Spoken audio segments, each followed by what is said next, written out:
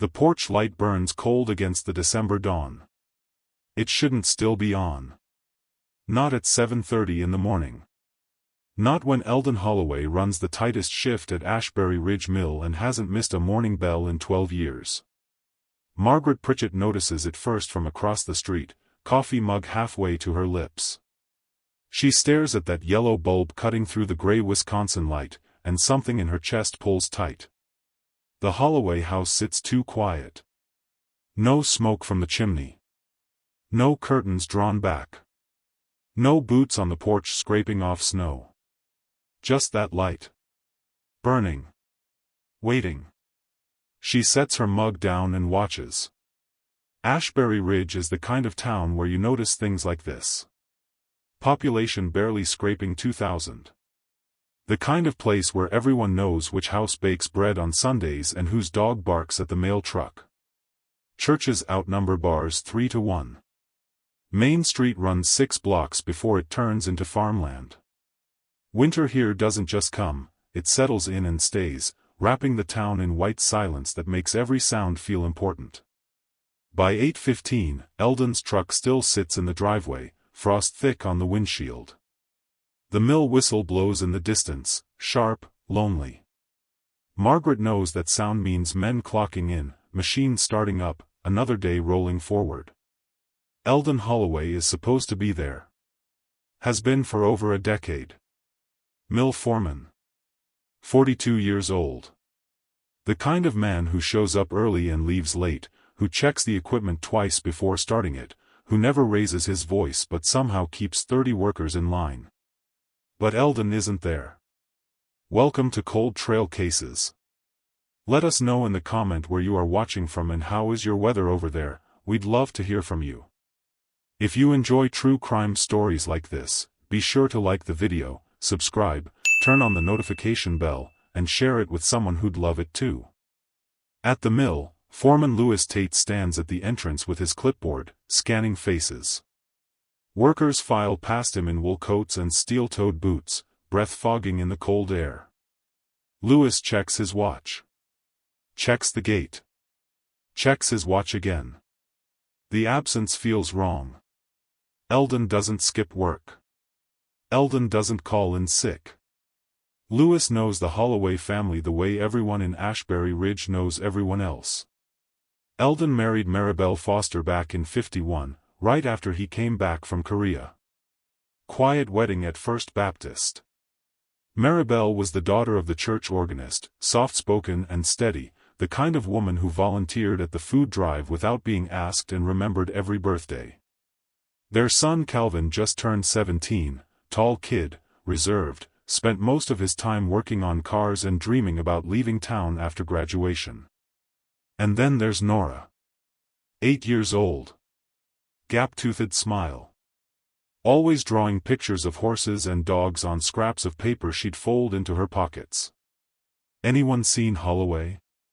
Lewis asks. Heads shake. Voices murmur low. Lewis makes a note. Then another. By 9 o'clock, he's at the payphone outside the break room, receiver pressed to his ear, listening to the Holloway line ring and ring and ring. No answer. Back on Maple Street, Margaret crosses the road. Her boots crunch through snow that hasn't been shoveled from the Holloway walkway. That's wrong too. Eldon clears his path before breakfast every morning, neat lines scraped down to the concrete. Maple Street sits in the older part of town, where the houses are small but kept up, where people rake leaves in fall and plant flowers in spring. The Holloway's house is white clapboard with green shutters, a front porch with 2 rocking chairs Eldon built himself. Maribel keeps a wreath on the door year-round, switching it out for each season. Margaret climbs the porch steps. Knocks. Maribel? You home, honey? Nothing. She knocks again, harder this time. Eldon? It's Margaret from across the way. The silence that comes back feels thick. Unnatural.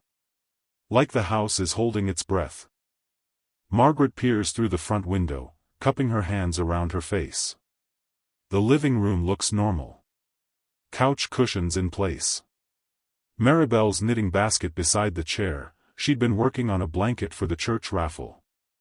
But no movement. No lights except that porch bulb still burning behind her. She tries the door. Locked. Her pulse kicks up. She tells herself it's nothing. Maybe they left early. Maybe they drove to Madison to visit Maribel's sister Lorraine. Maybe the car wouldn't start and a neighbor gave them a ride. But the car is right there. And the porch light is still on. Margaret hurries back to her house and calls the sheriff's office. The dispatcher sounds bored until Margaret mentions the name Holloway. Then the tone shifts. "Stay put, Mrs. Pritchett. We'll send someone." Sheriff Dalton arrives 40 minutes later, his cruiser rolling slow down Maple Street. He's a big man, gray at the temples, with a face that's seen enough trouble to know when something's off. Born and raised in Ashbury Ridge. Knows every family, every road, every shortcut through the woods. He parks behind Eldon's truck and walks the property line first, eyes scanning the snow. No footprints leading away from the house. No tracks in the alley. No disturbance in the drifts piled along the fence. He climbs the porch, knocks twice, waits. Then he tries the back door. Also locked. He radios for a deputy and returns to the front, peering through the same window Margaret looked through earlier. Everything inside looks still. Frozen. When Deputy Kern arrives with a spare key from the county office, kept on file for emergencies, Dalton nods once and unlocks the door. The hinges don't creak. The door swings open smooth and slow. Warm air rolls out, carrying the faint scent of soap and old wood. The heat is still on. The house hums with it. Dalton steps inside first, boots quiet on the hardwood. Sheriff's office. "Anyone home?" His voice echoes through the hall and dies in the kitchen. Kern follows, hand resting on his belt. They move through the house together, room by room. The living room is undisturbed. Family photos line the mantel, Eldon and Maribel on their wedding day, Calvin as a baby, Nora's school picture from last year. The kitchen is spotless. Breakfast dishes sit clean and dry in the rack beside the sink. No food left out. No coffee brewing. Maribel's recipe box sits on the counter, organized by meal type the way she always kept it. Upstairs, the beds are made. All four of them. Tight corners, smooth blankets. Maribel's touch everywhere. Calvin's room smells like motor oil and teenage boy, posters of cars on the walls, schoolbooks stacked on the desk. Nora's room is smaller, stuffed animals lined up on the shelf, drawings pinned above her bed. But the closets tell a different story. Coats missing. Shoes gone. Eldon's work boots, usually caked in sawdust and oil, aren't by the door where he always leaves them. Calvin's jacket, the navy one with the torn pocket Maribel kept meaning to fix, isn't on its hook. Nora's red mittens, the ones she wore every single day, aren't in the basket by the heater. Dalton opens the bathroom cabinet. Toothbrushes gone. Maribel's hairbrush missing. He exchanges a look with Kern. People don't vanish by accident. Not whole families. Not in Ashbury Ridge where everybody knows everybody and nothing stays secret for long. Dalton walks back downstairs and stands in the living room, turning slow. His eyes move over the furniture, the walls, the corners. He's looking for something out of place. A struggle. A broken lamp. A toppled chair. Blood. Nothing. Kern clears his throat. "Sheriff, you seeing what I'm seeing?" Dalton nods. They packed. But the car. Still here. They step outside. The cold hits harder now, wind picking up, pushing snow across the yard in thin white sheets. Dalton looks at Eldon's truck again. He walks over and checks the doors. Locked. He cups his hands and peers through the driver's side window. Keys hanging in the ignition. Kern's voice drops. If they left, how'd they leave? Dalton doesn't answer. He scans the street, the neighboring houses, the tree line beyond the back fence. Ashbury Ridge sits in a valley, surrounded by farmland and dense woods. Highway 12 runs north to south, connecting the town to Madison 40 miles away. In winter, those woods turn into a maze of white, easy to get lost, easier to disappear. A family doesn't just walk away in the middle of December with no car and no explanation. Not unless someone made them. By noon, Louis Tate is standing in the Holloway driveway with a dozen mill workers, all of them asking the same questions. Where's Eldon? Where's Maribel? Where are the kids? The sheriff waves them back, tells them to go home, tells them he'll handle it. But his jaw is tight and his eyes keep drifting back to that porch light. Still burning. Margaret watches from her window as more police arrive. Cruisers. A county van. Men in uniform spreading out across the yard, marking areas with tape, taking notes. She presses her hand to the glass and tries to remember the last time she saw the Holloways. Yesterday morning? 2 days ago? Maribel had waved from the porch, carrying a basket of laundry. Or was that last week? She can't remember. And that realization sits in her stomach like a stone. Because if she can't remember, how long have they actually been gone? By evening, the story spreads through Ashbury Ridge like frost. The Holloways are missing. All 4 of them. House locked. Car in the driveway. No sign of struggle. No note. No explanation. People gather in clusters outside Hendrick's general store, voices low and tight. Someone mentions calling a search party. Someone else says maybe they're visiting family. But the uncertainty hangs heavy, and no one really believes it. At the sheriff's office, Dalton pins a map to the wall and marks the Holloway property with a red circle. Kern stands beside him, arms crossed. What are we calling this? Kern asks. Dalton stares at the map. At the roads. At the woods. At the empty spaces between. A disappearance, he says finally. But it doesn't sit right. Why not? Dalton taps the red circle with his knuckle. Because everything's too clean. Too ready. Like they knew they were leaving. Kern frowns. But they didn't take the car. Exactly. The room goes quiet except for the clock on the wall, ticking steady and cold. Dalton picks up the phone and starts making calls. Family. Friends. Church members. Anyone who might know where the Holloways went. But every conversation ends the same way. No one knows. No one saw them leave. No one heard anything strange. Maribel's sister Lorraine breaks down on the phone. She would have told me, she sobs. If they were going somewhere, she would have called. Eldon's boss at the mill says the same thing. He was here Friday. Normal as ever.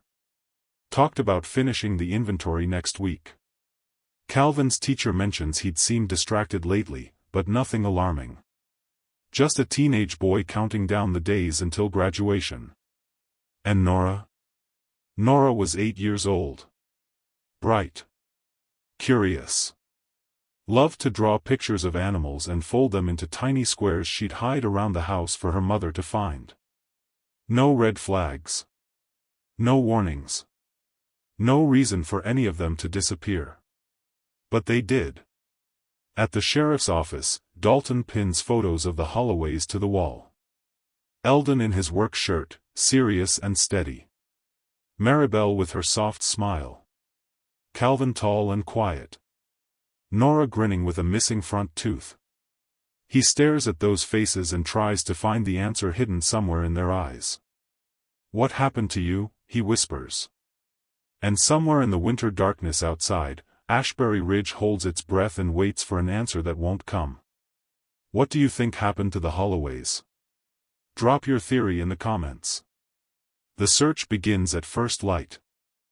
Volunteers gather in the high school parking lot, bundled in layers, breath steaming in the frozen air. Over 60 people show up: farmers, teachers, mill workers, mothers with thermoses of coffee. They stomp their feet against the cold and wait for Sheriff Dalton to divide them into groups. Maribel's sister, Lorraine, stands near the front, eyes red and swollen. She drove in from Madison before dawn, couldn't sleep, couldn't sit still. She keeps twisting a handkerchief in her hands, wringing it until her knuckles go white. Lorraine is older than Maribel by 3 years, teaches elementary school, never married. The sisters talked on the phone every Sunday without fail. Last Sunday, Maribel mentioned Calvin was thinking about technical school instead of the army. Mentioned Nora wanted a puppy for Christmas. Mentioned nothing wrong. They wouldn't just leave, Lorraine says to anyone who'll listen. Maribel wouldn't do that. Not without telling me. Dalton assigns search zones. North woods where the pine trees grow thick and the ground stays frozen even in summer. South fields that stretch flat and endless toward the Keller farm. The creek bed running along County Road 12, narrow and icy, winding through bare birch trees. He hands out whistles and flashlights and tells everyone to stay in pairs. If you find anything, clothing, tracks, anything, you blow that whistle and you don't touch it. Understood? Heads nod. Faces grim. They spread out across Ashbury Ridge like a slow-moving wave, calling names into the trees. Eldon. Maribel. Calvin. Nora. The voices crack and echo, swallowed by distance and wind. The sky stays gray, heavy with the promise of more snow. Temperature dropping. Lewis Tate leads a group through the dense pines north of the mill. The ground is uneven, roots buried under frozen leaves and drifts. They move carefully, eyes scanning every shadow, every hollow. Lewis keeps thinking about Eldon's truck sitting in that driveway. Keys in the ignition. Like he'd only meant to step away for a minute. But a minute became hours. And hours became days. Anything, someone calls from behind him. Lewis shakes his head and keeps walking. His boots crunch through underbrush. Branches scrape his coat. The mill sits a quarter-mile west, silent on a Saturday. Should be running Monday. Should have Eldon back at the gate, clipboard in hand, checking off names. But Lewis already knows that won't happen. By midday, the search parties regroup at the lot. Cold. Tired. Empty-handed.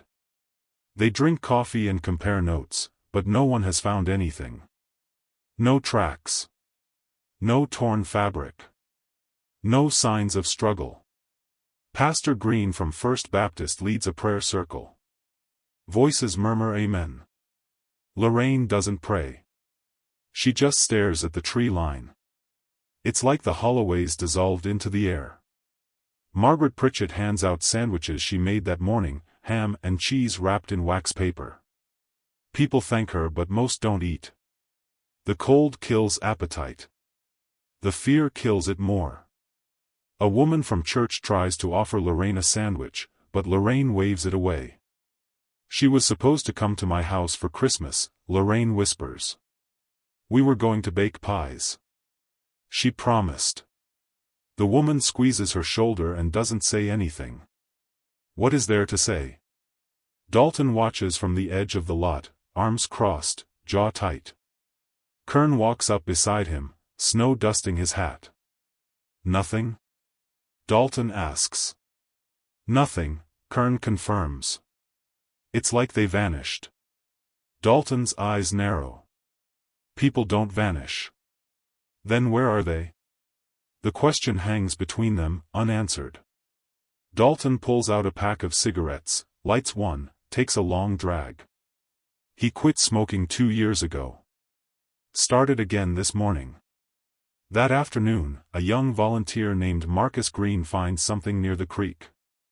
He's searching the bank where the water curves sharp around a cluster of limestone rocks, boots sinking into the mud, when he spots a flash of red against the gray stones.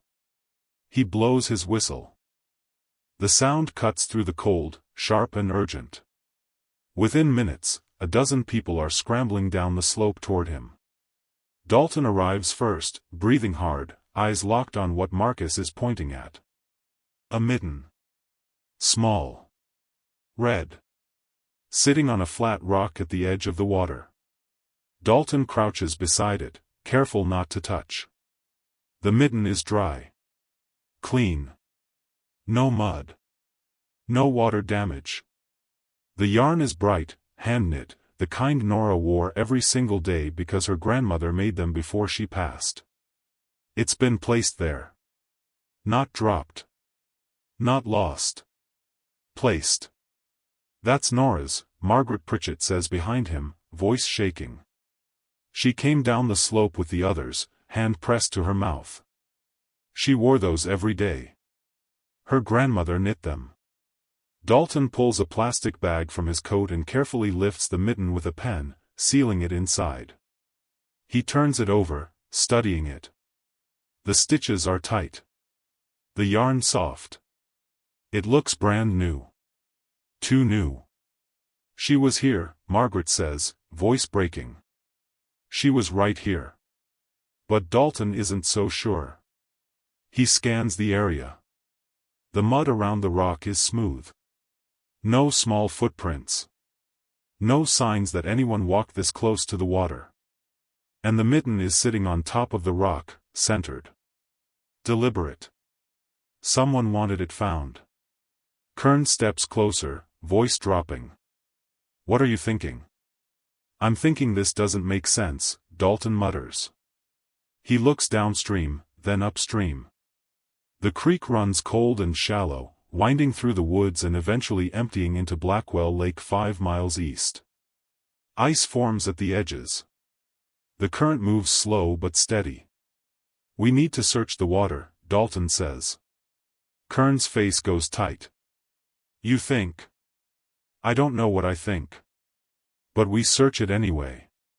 By the time the sun starts to drop, volunteers are wading through the creek in boots and waders, poking sticks into the mud, checking under fallen branches.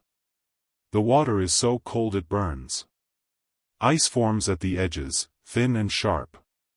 They move slow, methodical, calling out when they find anything, a branch, a tire, a rusted can. But no bodies. No clothing. No other signs of the Holloways. As darkness settles over Ashbury Ridge, the search parties return to the lot one last time. Faces numb. Spirits low. Dalton thanks them and sends them home, promising to continue at sunrise. But Lorraine doesn't leave. She stays in the parking lot long after everyone else is gone, staring at the tree line like she's waiting for her sister to walk out of the shadows. Her car sits running, heater on, but she doesn't get in. They're still out there, she says to Dalton when he approaches. I know they are. Dalton doesn't argue. He just nods and tells her to go home. Get some rest. But rest doesn't come easy in Ashbury Ridge that night. People lock their doors. Check their windows. Pull their children close. The idea that a whole family can disappear in broad daylight, or maybe in the dark, no one knows, shakes something loose in the town. Makes people realize that safety is thinner than they thought. In the days that follow, the search expands. State police arrive with dogs, German shepherds that strain against their leashes, noses to the ground. They sweep through the woods, the fields, the abandoned barn on the edge of town. Helicopters circle low over the area, blades chopping the cold air, searchlights cutting through the trees at night. The story makes the front page of the Ashbury Ledger, family of 4 missing, NO leads. By midweek, Milwaukee and Madison papers pick it up. Television crews arrive, setting up cameras outside the sheriff's office, interviewing neighbors, filming the Holloway house with its dark windows and overgrown walkway. Tips start coming in. Someone claims they saw a family matching the description at a gas station 2 towns over. Someone else reports a suspicious man hanging around the Holloway property the week before. A psychic calls from Illinois, says she's had visions of water and trees. Every lead gets followed. Every tip investigated. None of them go anywhere. Eldon's boss at the mill tells police that Eldon had been acting normal. No complaints. No problems. Just steady, reliable work. He was talking about taking Maribel to Niagara Falls for their anniversary next summer, Lewis says. Doesn't sound like a man planning to disappear. Maribel's friends at church say the same. She was kind. Faithful. Always on time for Sunday service. She'd signed up to help with the Christmas pageant, already started sewing costumes. Calvin's teacher mentions he'd seemed distracted lately, but nothing alarming. Just a teenage boy counting down to graduation. He wanted to work on cars. Talked about it all the time. And Nora? Nora was 8 years old. Bright. Curious. Drew pictures of animals and left them around the house for her mother to find. Her teacher saved one, a horse with a too long neck and a crooked smile. No red flags. No warnings. No reason for any of them to disappear. But they did. At the sheriff's office, Dalton pins more photos to the wall. The Holloway house from different angles. The mitten in the evidence bag. A map with red circles marking search zones. He stares at it all and tries to make the pieces fit. They don't. What happened to you? He whispers again. By the 3rd week, the volunteers start to thin out. Life moves on. Bills need paying. Jobs need working. Christmas is coming. The search parties shrink from 60 to 30 to 12. The helicopters stop flying. The news crews pack up and leave. Lorraine keeps coming. Every single day. Walking the same paths. Calling the same names. Her voice goes hoarse. Her hands crack from the cold. Teachers at her school tell her to take time off. She refuses. No one has the heart to tell her to stop. Margaret Pritchett watches from her window as the police tape around the Holloway house starts to fade and sag. The porch light is off now. Someone finally turned it off. The house sits dark and empty, snow piling up on the walkway. She wonders if the Holloways will ever come home. And deep down, she already knows the answer. One cold January morning, Dalton gets a call at the station. The voice on the other end is rough, hesitant. Male. Won't give a name. There was a man, the voice says. Around the Holloway place. Late at night. Few weeks before they went missing. Dalton sits up straight, grabbing a pen. What man? Don't know his name. But he had a limp. Walked slow. Worked for the county, I think. Road crew, maybe. Did you see his face? Silence stretches. Dalton hears breathing on the other end. Then, he was watching the house. Just standing there in the dark. More than once. Sir, I need you to come in and... The line goes dead. Dalton stares at the receiver, pulse kicking up. He slams it down and calls Kern into the office, repeating the conversation word for word. A man with a limp, Kern says slowly. County worker. Dalton nods. Start pulling personnel files. Anyone who fits that description. And somewhere in Ashbury Ridge, the truth sits buried under snow, waiting for someone to dig deep enough to find it. Do you think the anonymous tip was real? Let us know what you think in the comments. Spring arrives, but the cold doesn't leave Ashbury Ridge. The snow melts slow, revealing dead grass and frozen mud. The woods turn from white to brown to hesitant green. Farmers start plowing fields. The mill runs 6 days a week again. Life resumes its rhythm. But the Holloways don't come home. The search continues, but the urgency fades. Volunteers stop showing up. The dogs go back to the state police barracks. The helicopters are reassigned to other cases. By April, Sheriff Dalton is searching alone most days, walking the same paths, checking the same spots, hoping for something he knows won't appear. Lorraine still walks the woods every weekend, voice hoarse from calling names that never answer back. She's lost 15 pounds. Her hands shake when she holds her coffee. People at church whisper when she passes. They mean well. They bring casseroles. They offer prayers. But their eyes hold something else now. Pity. She needs to let go, someone says in the church basement after Sunday service. She needs closure, someone else adds, voice dropping to a whisper. But closure doesn't come. Not in Ashbury Ridge. Not when 4 people vanish without a trace and the only evidence is a single mitten placed too carefully on a rock. At the sheriff's office, Dalton's desk is buried under reports and dead-end leads. He works late most nights, spreading files across the surface, reading witness statements until the words blur together. The anonymous tip about the man with a limp haunts him. He and Kern spent weeks pulling county personnel records, cross-referencing names, checking work schedules. They found 8 men who fit the basic description. Road workers. Maintenance crew. Building inspectors. All of them questioned. All of them with alibis. All of them clean. Except one. Roland Pike. The name keeps surfacing in Dalton's notes, always just out of reach. Pike is a road maintenance supervisor. 22 years with the county. Injured his left leg in a work accident back in '63 when a grader rolled on uneven ground. Walks with a noticeable limp. Lives alone on the south edge of town in a house his mother left him when she passed. Dalton visited Pike twice in February. Both times, Pike was polite. Cooperative. Answered every question without hesitation. Yes, he knew the Holloways. Everyone in Ashbury Ridge knew everyone. No, he hadn't seen anything unusual.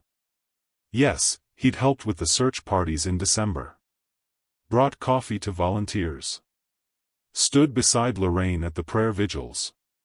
Nothing raised a flag. Nothing felt wrong. But Dalton's gut kept pulling him back to that name. By summer, the case goes cold in everything but name. The media moves on. A robbery in Madison. A fire in Green Bay. A political scandal in the state capitol. The Holloway disappearance gets pushed to the back pages, then disappears from the papers entirely. Dalton hates watching it fade. He keeps the photos pinned to his wall anyway. Eldon. Maribel. Calvin. Nora. Their faces watching him every day, asking the question he can't answer. Where are we? Kern stops mentioning the case unless Dalton brings it up first. New deputies get hired who never heard of the Holloways. Files get moved to the basement storage, boxed and labeled and shelved between other unsolved cases from years past. One humid August night, Dalton drives out to the Holloway house. It's been 8 months since anyone's been inside. The grass has grown waist-high. The mailbox overflows with junk mail and faded flyers. The porch sags slightly where the wood has started to rot. He unlocks the door and steps inside. The air is stale, thick with dust and abandonment. But the house still feels lived in, like the family just stepped out and might come back any second. He walks through the rooms slowly, hands in his pockets. He stops in Nora's bedroom. Her drawings are still pinned to the wall. Horses. Dogs. A lopsided sun with a smiling face. He stares at them for a long time. Then he pulls one down, folds it carefully, and puts it in his jacket pocket. He doesn't know why. Just feels like someone should keep it. By 1970, the Holloway case is rarely mentioned. New families move into Ashbury Ridge. A young couple buys the house 3 doors down from the Holloways. A hardware store opens on Main Street. The high school gets a new gym. The missing family becomes a cautionary tale parents tell their children. Stay close. Don't wander off. You remember what happened to the Holloways. But no one really remembers. Not the details. Just the fear. Just the feeling that something terrible happened here once, and it could happen again. Lorraine stops searching in 71. She doesn't want to. But her body gives out before her hope does. Her doctor tells her the stress is damaging her heart. Her principal tells her she needs to take a leave of absence. She moves to Madison to live with her daughter, and the woods go quiet. Before she leaves, she visits Dalton one last time. She's thin now, hollow-eyed, her hands wrapped around a cup of coffee she doesn't drink. "You'll keep looking?" she asks. Dalton nods. "I will. Promise me." "I promise." She nods, sets the coffee down, and leaves. Dalton watches through the window as she drives away. He keeps his promise for another year. Then 2. Then 5. But the leads never come. The phone never rings with new information. The case just sits, gathering dust. In 1972, the Ashbury County Sheriff's Department officially moves the Holloway case to inactive status. Not closed. Not solved. Just paused. Waiting for something. Anything. But nothing comes. Margaret Pritchett still glances at the Holloway house every morning when she drinks her coffee. But she doesn't think about that porch light anymore. A new family finally buys the property in 74. They repaint the shutters. Replace the porch boards. Plant flowers in the yard. The house stops being the Holloway house. It's just a house again. At the station, Dalton gets promoted in 76. More responsibility. More cases. Domestic disputes. Bar fights. Drunk drivers. Petty theft. The kind of crime that fills small-town police work. Less time to dwell on the ones that got away. But he never takes the Holloway photos off his wall. Even when he moves to a bigger office. Even when other deputies ask why he keeps them up. "Because they're still missing," he says. And that's enough. Roland Pike retires from the county in 1989. Small ceremony at the municipal building. Handshake from the supervisor. A cheap plaque with his name engraved on it. 26 years of service. Reliable. Steady. Unremarkable. He smiles. Thanks everyone. Drives home alone in his faded blue pickup. No one thinks about him much after that. Just another retiree in a town full of them. And the Holloways stay missing. For 50 years, Ashbury Ridge moves forward. Buildings get torn down. Roads get repaved. People are born. People die. The mill closes in 93, reopens under new ownership in 98. Main Street gets updated with new streetlights. The high school adds a computer lab. The town changes. But some things don't. Some secrets don't decay. They just wait. In 2019, a junior clerk at the county records office is tasked with digitizing old land transactions. Her name is Shanice Williams, fresh out of college, working her first real job in a windowless basement office that smells like old paper and copier toner. It's boring work. Endless filing cabinets. Endless forms. Deeds and titles and surveys from decades past, all needing to be scanned and uploaded to the new database. She's 3 weeks into the project when she finds something strange. A property deed from 1967. Purchase agreement for 14 acres adjacent to the old Holloway property. Signed under a shell company name, RP Enterprises. Shanice almost skips past it. But something makes her pause. She cross-references the address in the county mapping system.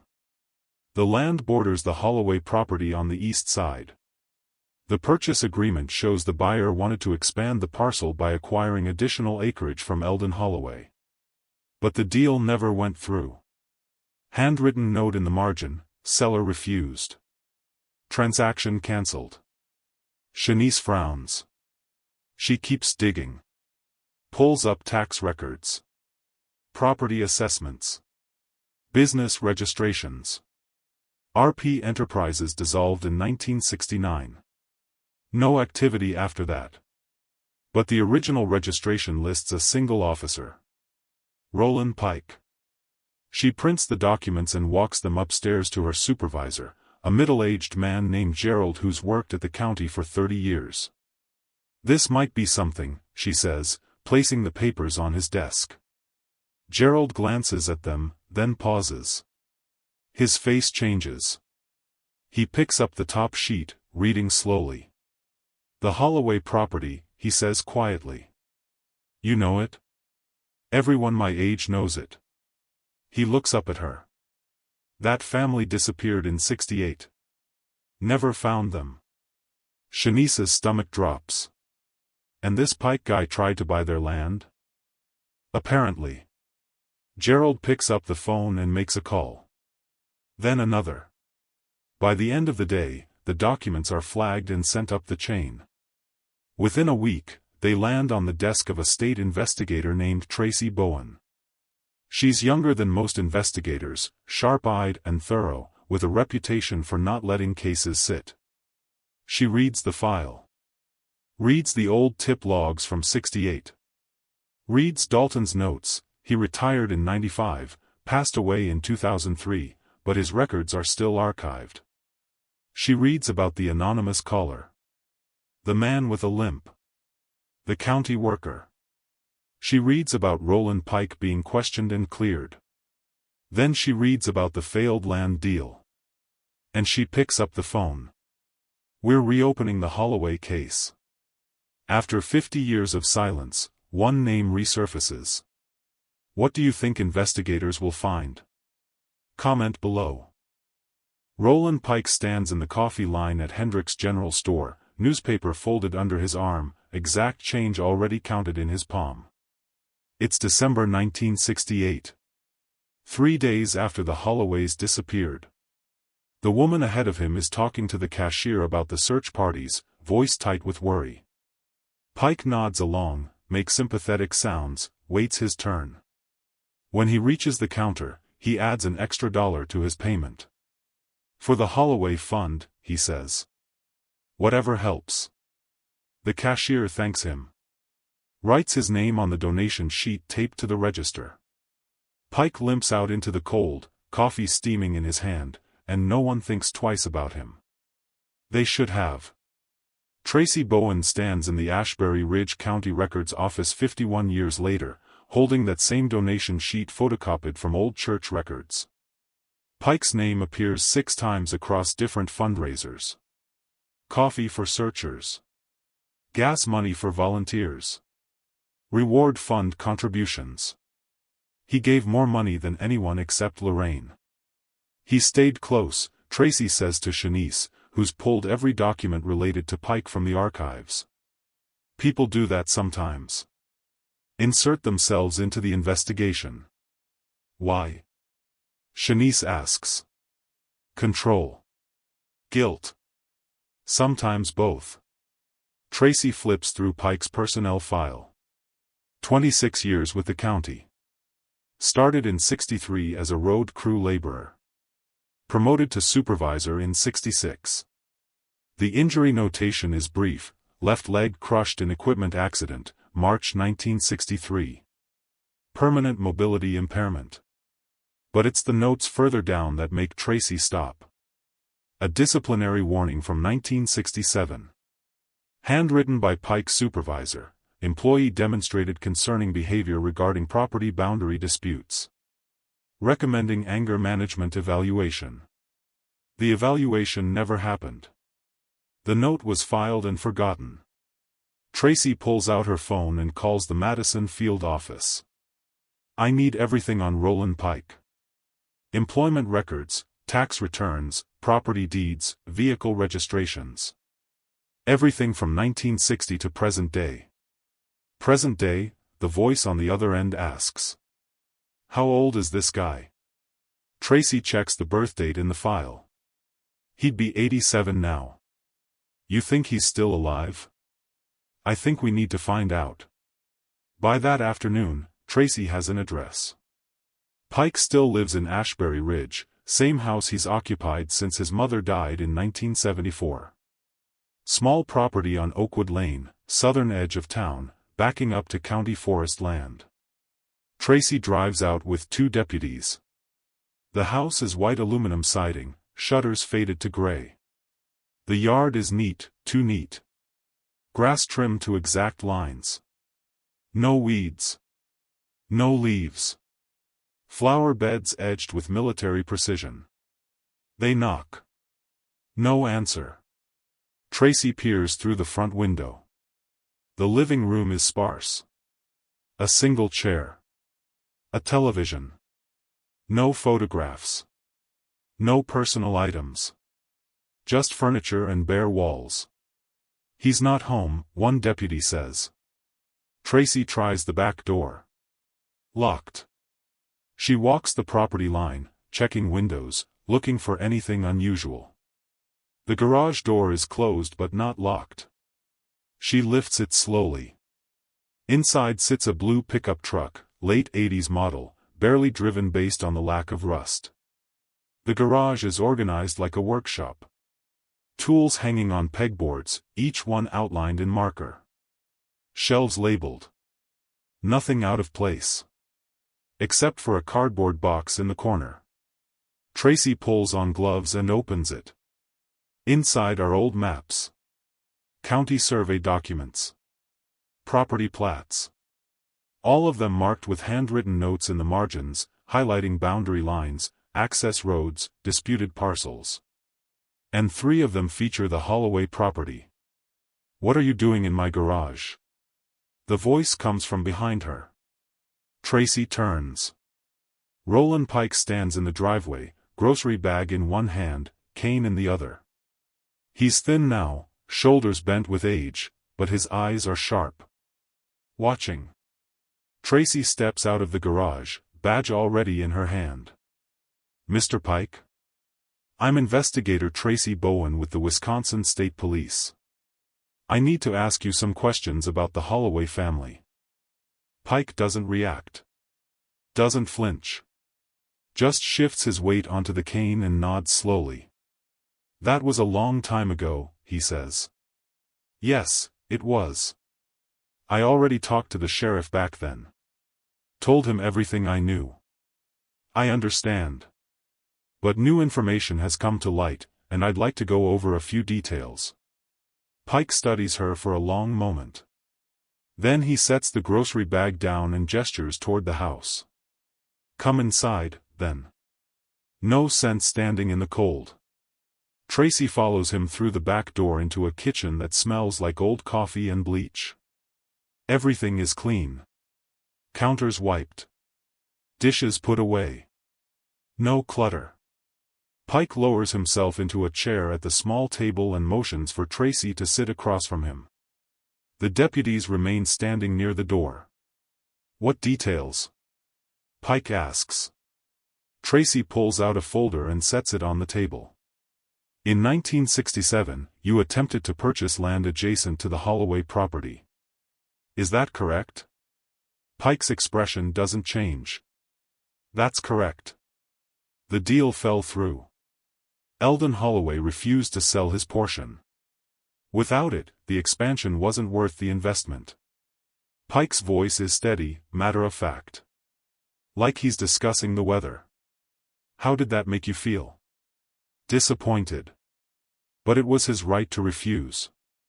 Did you approach him more than once? Pike pauses. Just a fraction of a second. I may have. I don't recall exactly. It was over 50 years ago. Tracy leans forward slightly. Mr. Pike, where were you on the night of December 13th, 1968? Home, I expect. I worked early shifts back then. Was usually in bed by 9. Anyone who can confirm that? I lived alone. Tracy nods slowly. She pulls out another document. You participated in the search efforts for the Holloway family. Brought coffee. Made donations. Attended vigils. Of course. Everyone did. It was terrible what happened. What do you think happened? Pike tilts his head slightly. I think they left. Or someone took them. I don't know which. But you have a theory. Everyone had theories back then. None of them led anywhere. Tracy watches him carefully. His hands rest flat on the table. His breathing is even. No nervous movements. No tells. An anonymous caller reported seeing a man with a limp near the Holloway property late at night, weeks before the disappearance, Tracy says. You have a limp, Mr. Pike. Lots of men have limps. It's not a rare condition. But you worked for the county. You had access to county vehicles, county roads, county land. Pike's eyes narrow slightly. Are you accusing me of something, investigator? I'm asking questions. Sounds like accusations. Tracy closes the folder and stands. We'll need to speak with you again, Mr. Pike. Please don't leave town. I'm 87 years old. Where would I go? As Tracy walks back to the car, one of the deputies leans in close. You think it's him? I think he knows more than he's saying. He's calm. Too calm. Exactly. That evening, Tracy pulls up Pike's phone records from 1968. Limited data exists, but what's there is enough. Pike made multiple calls to the county assessor's office in the months leading up to the Holloway disappearance. 4 of those calls were made the week Eldon Holloway refused the land sale. She cross-references Pike's work schedule with the timeline of the disappearance. Pike called in sick on December 13th. Returned to work December 16th. 3 days. The same 3 days the Holloways went missing. Tracy stares at the timeline pinned to the conference room wall. Then she calls a forensic excavation team in Madison. I need ground-penetrating radar and a full team. We're digging up county land. Where? Tracy looks at the old survey maps Pike kept in his garage. One of them shows an access road Pike requested in 1968. The surveyor's notes mention an old quarry, abandoned since the 50s, located on county property east of the Holloway land. I'll send coordinates, Tracy says. Before she hangs up, she makes one more call. To a retired surveyor named Gerald Hutchins, the same man who drew up Pike's access road in '68. Mr. Hutchins, this is Investigator Bowen with the state police. I'm calling about a survey you completed in 1968 for Roland Pike. There's a long pause. Then Hutchins' voice comes through, older now, hesitant. I remember that job. Why? Because Pike asked me to keep it quiet. Said it was for a private project. Paid me extra not to file it with the county. Did you think that was strange? At the time? A little. But money was tight, and Pike seemed harmless enough. Do you remember where the road led? To an old quarry. State shut it down in the 40s after someone drowned there. Pike said he wanted access for hunting. Did you ever see him use it? Another pause. Longer this time. Once. Maybe a month after I mapped it. I was driving past the county access point and saw his truck parked there. Thought about stopping to say hello, but... Hutchins trails off. But what? He was standing at the edge of the tree line, just staring into the woods. Something about the way he stood there made me keep driving. Tracy thanks him and hangs up. She stares at the map on her screen, the quarry marked with a red pin. That's where they are. She's sure of it. The next morning, Tracy returns to Pike's house. This time with a warrant. Pike answers the door, unsurprised, and steps aside without protest. "Search all you want," he says. "You won't find anything." And he's right. The house is clean. No evidence. No signs of the Holloways. Nothing that connects Pike to the crime except maps and a failed land deal from 50 years ago. But Tracy isn't looking for evidence in the house. She's looking for it in the ground. 3 days later, the excavation team arrives at the quarry site. Ground-penetrating radar sweeps the area, sending back images of disturbed soil, irregular density patterns, anomalies below the surface. Tracy stands at the edge of the site, arms crossed against the November wind, and watches as the team marks 4 locations with flags. "We start digging tomorrow," the team leader says. Tracy nods. She pulls out her phone and makes one last call. To Lorraine, who's 79 now and living in a nursing facility in Madison. "Mrs. Hartwell? This is Investigator Tracy Bowen. I'm calling about your sister." Lorraine's voice is thin, trembling. "Did you find her?" "We're close. I wanted you to know." There's silence. Then the sound of quiet crying. "Thank you," Lorraine whispers. "Thank you for not forgetting." "We never forgot," Tracy says. And the next morning, the digging begins. Do you think they'll find the Holloways in that quarry? What do you think Pike will do when he finds out? Drop your thoughts below. The first shovel breaks ground at dawn. Tracy watches from the edge of the excavation site, coffee cup warming her hands. The quarry is a scar in the earth, overgrown with 50 years of brush and saplings. The team clears vegetation first, chainsaws buzzing through the cold morning, revealing the rocky slope that drops into the old pit. This place was forgotten. Deliberately. The ground-penetrating radar flagged 4 distinct areas. The team starts with the largest anomaly, 15 feet from the quarry edge, where the soil density suggests something buried 3 to 4 feet down. They work carefully. Slowly. Using hand tools once they get close, brushing away dirt like archaeologists. By midday, they find fabric. Tracy's radio crackles. "Investigator, you need to see this." She climbs down into the excavation area, boots sliding on loose stones. The team leader, a woman named Dr. Rees-Chen, crouches beside a small exposed section of earth. She points. Dark fabric. Deteriorated but intact. The edge of what looks like a coat sleeve. "Keep going," Tracy says quietly. They excavate around it, expanding the area inch by inch. More fabric emerges. Then buttons. Rusted but recognizable. Then bone. Human remains. Dr. Chen works in silence, documenting everything, taking photographs, collecting samples. By late afternoon, they've uncovered the first complete skeleton. Adult male based on the pelvic structure.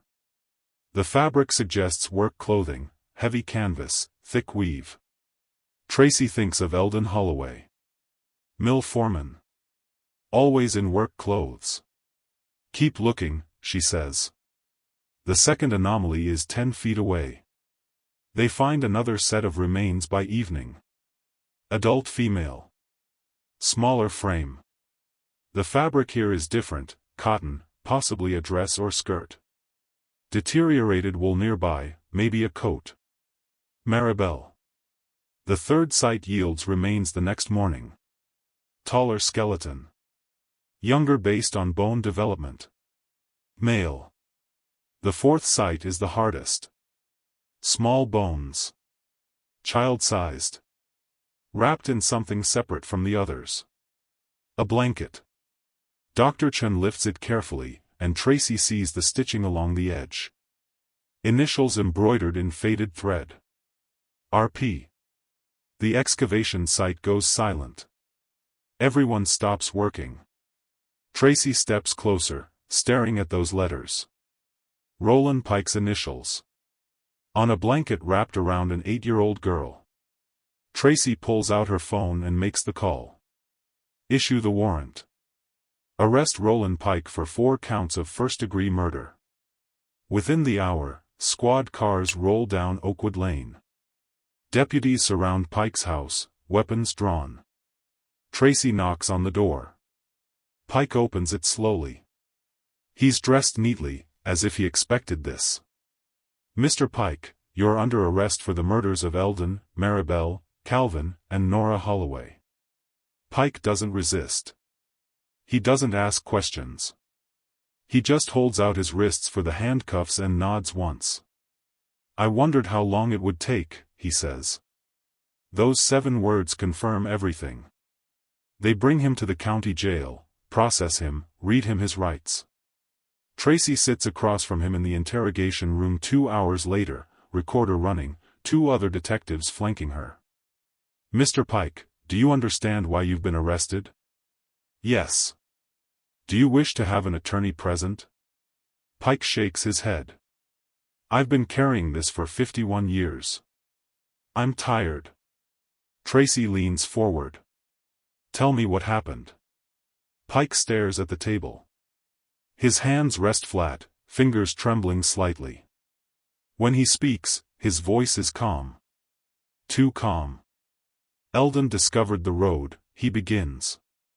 "The access road to the quarry. He was walking his property line one afternoon in early December. Saw tire tracks cutting through county land. Followed them. And he confronted you. He called me. Said he was going to report it to the county. Said I'd built an illegal road on public land. Said it was a violation. So you killed him." Pike's jaw tightens. "It wasn't supposed to happen that way. I went to talk to him. To explain. But he wouldn't listen. Got angry. Threatened me. Said he'd ruin me." "What did you do?" "I brought a tire iron. For protection. That's all.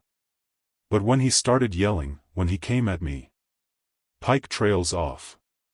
"It happened fast." "Where did you kill him?" "At the edge of his property. Near the tree line. It was late. Dark. No one saw." "What about the others?" Pike's face goes blank. Emotionless. "Calvin came out looking for his father. Saw what happened. I couldn't let him leave. So you killed a 17-year-old boy." "I didn't have a choice." "You had a choice," Tracy says, voice hard. "You made it." Pike doesn't respond. "What about Maribel and Nora?" "Maribel came out after. Called for them. I told her there'd been an accident. Asked her to come help. She trusted me." Pike's voice drops. "Nora was with her. Holding her hand." Tracy feels the anger rising in her chest. "You killed a mother and her 8-year-old daughter. I couldn't leave witnesses. They weren't witnesses. They were human beings." Pike looks up, and for the first time, something flickers in his eyes. Not remorse. Not guilt. Control. "I did what I had to do," he says quietly. "I protected myself." "From what?" "A land deal that fell through." "From humiliation. From loss. From people thinking I was weak." Tracy stares at him. This man who spent 50 years living among the people who searched for the family he murdered. Who brought them coffee. Who donated money. Who stood at vigils and pretended to grieve. "Where did you take them?" Tracy asks. "To the quarry. One at a time. I had a tarp in my truck. Wrapped each of them. Drove them out that night. And buried them."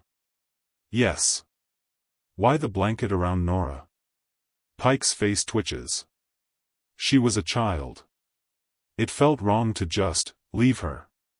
But killing her didn't feel wrong? Pike doesn't answer.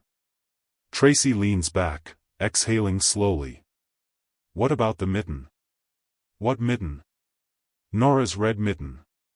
Found near the creek 3 days after they disappeared. Pike's expression shifts. Confusion. Genuine confusion. I don't know anything about that. You're saying you didn't place it there? No. I buried them all together. I didn't go back. Tracy makes a note. Someone else placed that mitten. Or it was lost before the murders. Either way, it's a detail that doesn't fit. But the rest does. Over the next 2 hours, Pike confesses to everything. The planning. The execution. The cleanup. He describes moving the bodies in the dead of night, digging graves in frozen ground, covering them with rocks and dirt. He describes going home afterward, showering, burning his clothes in the backyard incinerator. He describes returning to work 3 days later and acting like nothing happened. Why did you stay in Ashbury Ridge? Tracy asks. You could have left. Started over somewhere else. Pike looks at her like the question doesn't make sense. This is my home. Why would I leave? Because you murdered 4 people. And no one knew. I made sure of that. Until now. Pike nods slowly. Until now. As Tracy walks out of the interrogation room, one of the detectives follows her into the hall. He's not showing remorse, the detective says. No. He's not. Think he's mentally fit to stand trial? Tracy glances back through the one-way glass. Pike sits alone at the table, hands folded, staring at nothing. He's fit, she says. He knew exactly what he was doing. Then and now. The news breaks the next morning. Arrest made in 1968 Holloway cold case. Within hours, it's national. Television crews descend on Ashbury Ridge again, 51 years after the first time. Reporters interview neighbors. Former co-workers. Anyone who remembers Roland Pike. He seemed normal, one man says. Never caused trouble, another adds. I can't believe it, Margaret Pritchett tells a reporter, standing in her front yard across from the old Holloway house. He was at the search parties. He helped us look for them. And he knew where they were the entire time. Lorraine watches the news from her room in the Madison nursing facility, tears streaming down her face.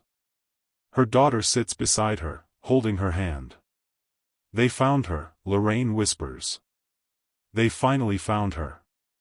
The state schedules the trial for the following spring. Pike's public defender enters a plea of not guilty, but Pike himself never wavers. He tells anyone who asks that he did it. That he'd do it again if he had to. At the forensic lab, Dr. Chen completes the analysis of the remains. Blunt force trauma to Eldon's skull.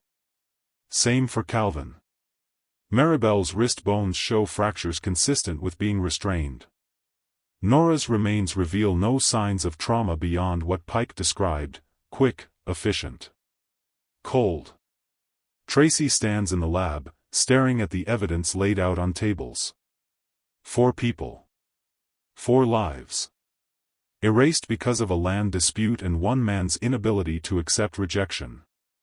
He kept the blanket with his initials, Dr. Chen says quietly. Why would he do that? Because he wanted to own them, Tracy says. Even in death. Dr. Chen looks at her. That's terrifying. Yes. It is. But as Tracy reviews the evidence one more time, something nags at her. The mitten. Pike genuinely seemed confused when she mentioned it. Like he didn't know what she was talking about. If he didn't place it there, who did? She makes a note to follow up. But the case is solid. Pike confessed. The remains match. The forensics align. Justice, after 51 years, is finally within reach. And yet, As Tracy drives back to her hotel that night, she can't shake the feeling that something is still missing. One piece that doesn't fit. She pushes the thought aside and focuses on what matters. The Holloways have been found. Roland Pike will face trial. And Ashbury Ridge can finally breathe. After 50 years, the truth comes out. But what about that mitten? Do you think there's more to this story? Let us know in the comments. The trial begins on a gray April morning. Ashbury Ridge County Courthouse fills to capacity within minutes. Reporters line the hallway. Cameras cluster outside. Sheriff vehicles block off the street. People who never knew the Holloways sit shoulder to shoulder with people who searched for them 51 years ago. Lorraine sits in the front row, flanked by her daughter and granddaughter. She's frail now, oxygen tube in her nose, but her eyes are fixed on the defendant's table. Waiting. Roland Pike enters the courtroom in an orange jumpsuit, hands cuffed in front of him. He walks with the same limp he's had since 1963, slow and deliberate. He doesn't look at the gallery. Doesn't acknowledge the whispers. Just sits down beside his attorney and waits. The judge enters. Everyone stands. The trial begins. The prosecution lays out the case methodically. The failed land deal. Pike's fixation on the property. The anonymous tip from 68 describing a man with a limp. The excavation at the quarry. The remains.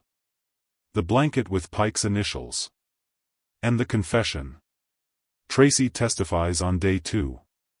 She walks the jury through the investigation step by step, from Shanice Williams finding the land deed to the excavation to Pike's own words in the interrogation room. "I did what I had to do," Tracy repeats Pike's statement. Those were his exact words. The defense attorney, a tired-looking man named Martin Cross, tries to argue diminished capacity. Suggests Pike's age and mental state affected his judgment. But the confession undermines everything. Pike was clear. Coherent. Detailed. He knew what he did. On day 4, the prosecution calls Dr. Chen to the stand. She presents the forensic evidence. Photographs of the remains. Analysis of the trauma. The timeline of death. Based on the skeletal evidence, Dr. Chen testifies, all 4 victims died within hours of each other. The injuries are consistent with blunt force trauma delivered with significant force. And the youngest victim, the prosecutor asks. Dr. Chen's voice softens. Nora Holloway showed no signs of defensive wounds. The trauma was concentrated to the back of the skull. Quick. Efficient. The courtroom goes silent. In your professional opinion, Dr. Chen, did these victims suffer?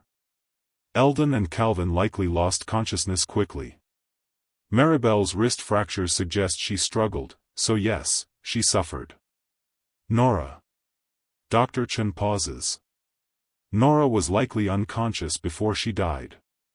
Lorraine covers her mouth, shoulders shaking. Her daughter wraps an arm around her. The defense calls no witnesses. Cross argues that Pike's confession was coerced, that the evidence is circumstantial, that reasonable doubt exists. But the jury doesn't buy it. On day 6, closing arguments begin. The prosecutor stands before the jury, voice steady. Roland Pike murdered 4 innocent people because his pride couldn't handle rejection. He buried them in a forgotten quarry. He lived among their friends and family for 50 years, pretending to care, pretending to search, all while knowing exactly where they were. He showed no remorse then. He shows no remorse now. He told investigators, "I did what I had to do." Ladies and gentlemen, what he had to do was accept that he couldn't always get what he wanted. Instead, he chose murder. The defense's closing is brief. Cross reminds the jury that Pike is 87 years old, that he lived a quiet life, that the confession may have been influenced by age and confusion. But when Pike takes the stand, against his attorney's advice, he destroys any chance of sympathy. Did you kill the Holloway family? The prosecutor asks. Yes. Do you regret it? Pike pauses. Looks at the jury. I regret getting caught. The courtroom erupts. The judge calls for order. Cross drops his head into his hands. Do you feel remorse for taking 4 lives? I feel inconvenienced. I lived peacefully for 50 years. Now I'm here. Peacefully? You murdered a child. Pike's expression doesn't change. I did what was necessary. The prosecutor steps closer. Necessary for what? For my survival. For my reputation. For my control. Control over what? Everything. The jury deliberates for 3 hours. When they return, the verdict is unanimous. Guilty on all 4 counts of first-degree murder. Pike shows no reaction. Just nods once, like he expected it. Sentencing is scheduled for 2 weeks later. The courtroom empties slowly, people lingering in the aisles, whispering, trying to process what they've heard. Lorraine doesn't move. She sits in the front row, staring at Pike's back as deputies lead him away.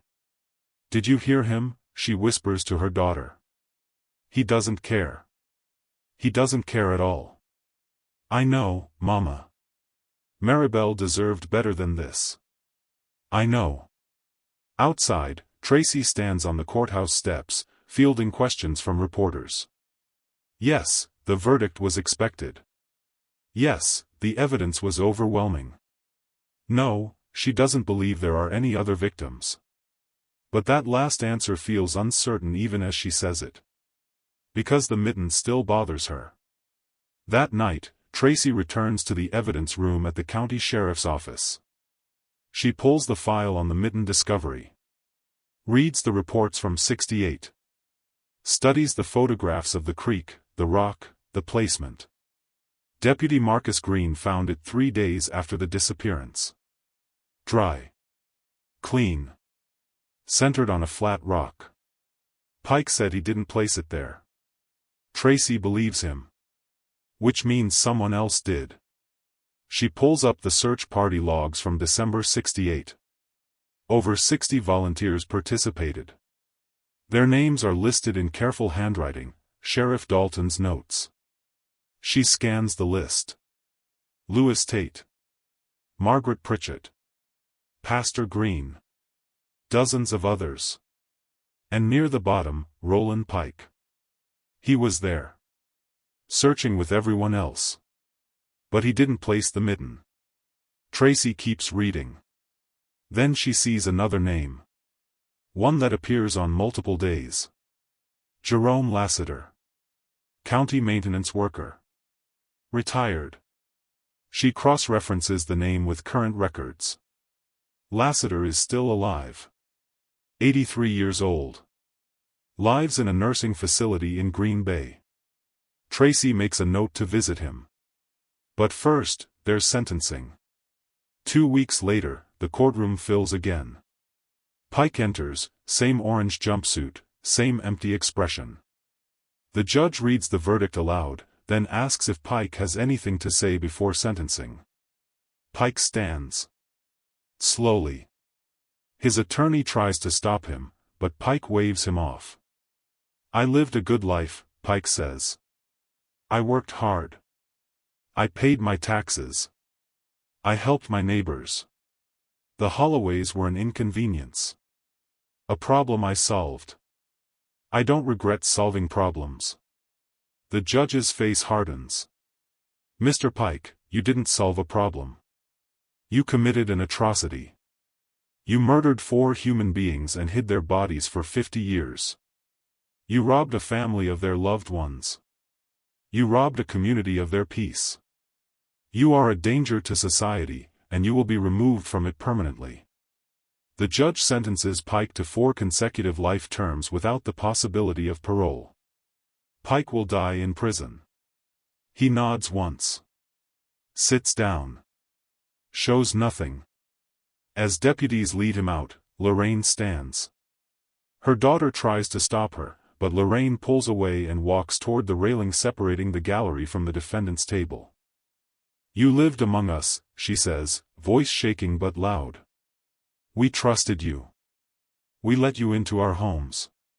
Into our church. And you watched us suffer while you knew the truth."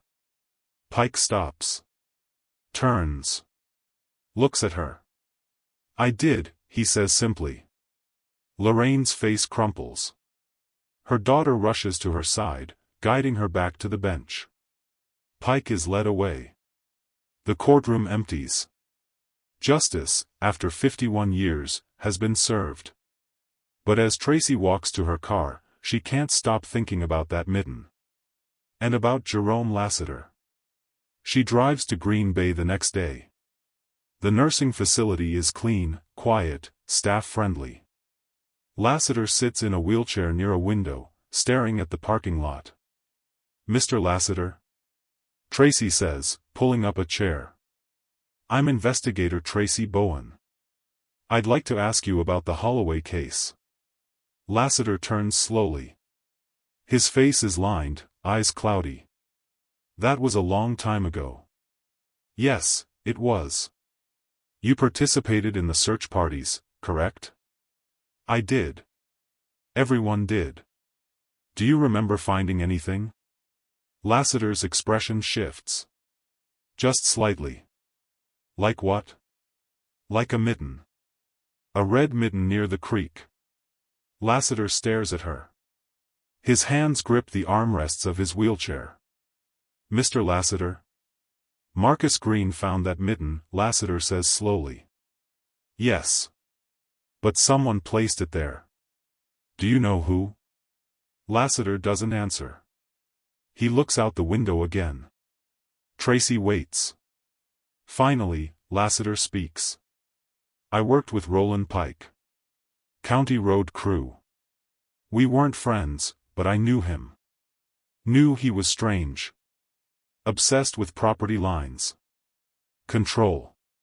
Did you suspect him?" "Not then. But later, after the Holloways disappeared and everyone was searching, I noticed something." "What?" "Pike kept going to the same area. Near the county forest access. The old quarry. I asked him why, and he said he was being thorough. But the way he looked at that place."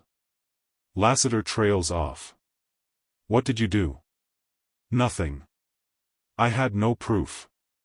Just a feeling." Tracy leans forward. "Mr. Lassiter, did you place the mitten by the creek?" Lassiter's eyes fill with tears. "I found it in Pike's truck. The day after the Holloways disappeared. I was borrowing tools, and I saw it in the front seat. Red mitten. Child-sized. Why didn't you report it?" "Because I was scared. Pike was my supervisor. I needed the job. And I told myself maybe it wasn't connected. Maybe he just found it.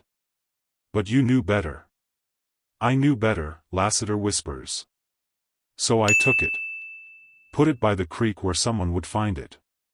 Thought maybe it would lead to something. But it didn't." Tracy sits back.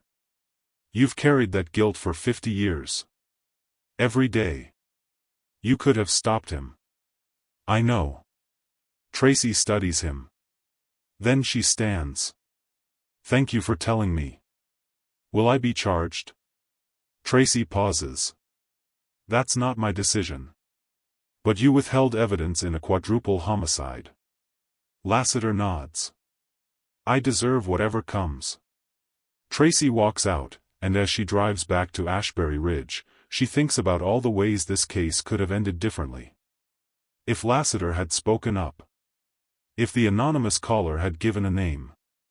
If Pike had been questioned harder. But none of that happened.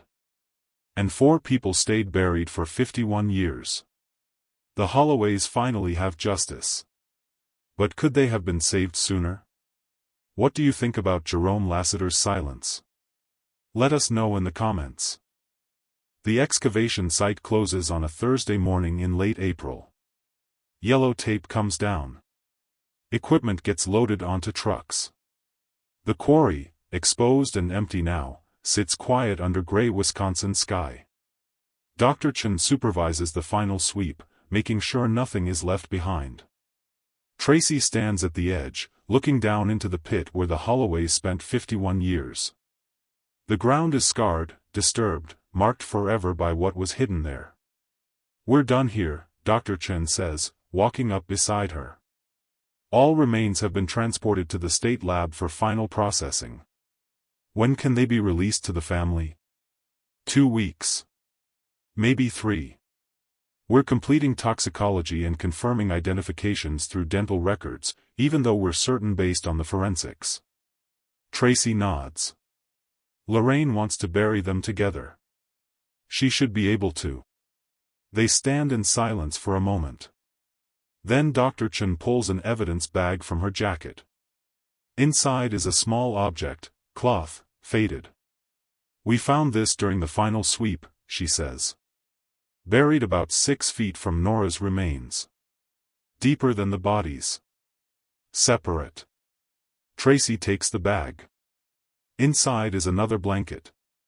Smaller than the one wrapped around Nora. Child-sized.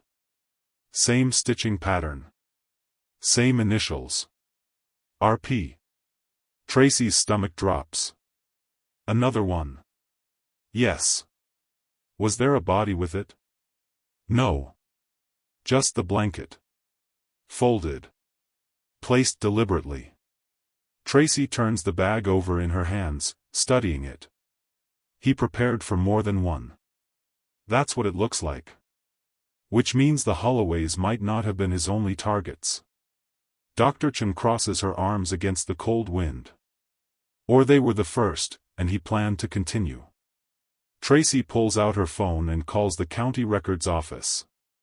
Shanice answers on the second ring. "I need you to pull missing persons reports from Ashbury Ridge and surrounding counties. 1968 to 1990. Focus on families or children." "How many am I looking for?" "I don't know. Just pull everything." By that afternoon, Shanice has a list. 43 missing persons cases filed in the region over that 22-year span. Most of them resolved: runaways who came home, adults who left voluntarily, cases where bodies were eventually found. But 3 remain unsolved. A 10-year-old girl named Rachel Winters. Disappeared from Madison in 1972. Never found. A family of 3, mother, father, young son, vanished from a farm outside Ashbury Ridge in 1981. No leads. No evidence. And a teenage boy named Marcus Delroy. Last seen hitchhiking on Highway 12 in 1987. Disappeared without a trace. Tracy stares at the names. Then she drives to the county jail. Pike is in a holding cell awaiting transfer to the state prison. He sits on the bunk, hands folded, staring at the wall. When the guard brings Tracy to the cell, Pike doesn't look up. "Mr. Pike, I need to ask you about something we found at the quarry." "I already told you everything." "Not everything." Tracy holds up the evidence bag. "We found a second blanket. Smaller. Same initials. No body." Pike's eyes flick to the bag. For the first time since his arrest, something registers on his face. Surprise. "I don't know what that is," he says. "You're saying you didn't bury it?" "I buried 4 people. That's all." Tracy steps closer to the bars. "Were the Holloways your only victims?" Pike's jaw tightens. "Yes." "Then why is there a second blanket with your initials?" "I don't know." "Did you plan to kill someone else?" "No." "Then explain it." Pike stands slowly, limping to the bars. He stares at Tracy, eyes hard. "I can't explain what I don't know about." "You're lying." "I'm not." Tracy pulls out the list of unsolved cases. Rachel Winters. The Brennan family. Marcus Delroy. Do those names mean anything to you? Pike's expression doesn't change. No. You're sure? I'm sure. Tracy studies him. She's spent weeks learning to read his face, his body language, his tells. And right now, he's telling the truth. He doesn't know about the second blanket. Which means someone else put it there. Tracy leaves the jail and drives back to the quarry. The site is empty now, just dirt and stones and disturbed earth. She walks the perimeter, trying to piece together what happened. Pike buried the Holloways here in December 1968. He admitted to every detail. Confessed to the planning, the execution, the disposal. But the second blanket was buried deeper. Separate. And Pike doesn't know about it. Someone else accessed this site. Tracy pulls up the survey records again. The access road Pike requested in '68 led directly to the quarry. But county land records show the area remained undeveloped after Pike's retirement. No authorized access. No maintenance. So who else knew about this place? She calls the county supervisor's office. A woman named Karen Talbot answers. Ms. Talbot, this is Investigator Tracy Bowen. I need a list of county employees who had access to the quarry site between 1968 and 2000. That's a long time frame. I know. But it's important. Give me an hour. Tracy waits in her car, watching the tree line, thinking. The quarry is isolated. Hidden. The kind of place you'd only know about if you worked for the county or grew up in the area. Her phone rings. Talbot. I have your list. 37 employees had access codes or keys to county forest gates during that period. Most of them are deceased or retired. Send me the full list. The email comes through 5 minutes later. Tracy scans the names. Most are unfamiliar. But 3 stand out. Roland Pike. Deceased as of 3 weeks ago, heart attack in his cell. Jerome Lassiter. Retired. Currently in a nursing facility. And a third name. Carl Duvall. County Forest Ranger. Retired 1998. Current address listed in Ashbury Ridge. Tracy runs a background check. Carl Duvall, 79 years old. Worked for the county from 1965 to 1998. Clean record. No arrests. No complaints. But he had access to the quarry for 33 years. Tracy drives to Duvall's address. It's a small house on the east side of town, surrounded by trees. A truck sits in the driveway, older model but well-maintained. She knocks. A man answers. Tall, thin, gray hair pulled back in a ponytail. He looks at Tracy with mild curiosity. Can I help you? Mr. Duvall? I'm Investigator Tracy Bowen with the state police. I'd like to ask you a few questions about the old county quarry. Duvall's expression doesn't change.